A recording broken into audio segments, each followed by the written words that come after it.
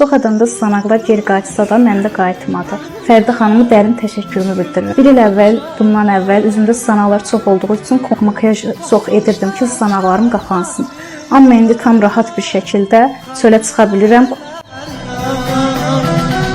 Şirin günlər.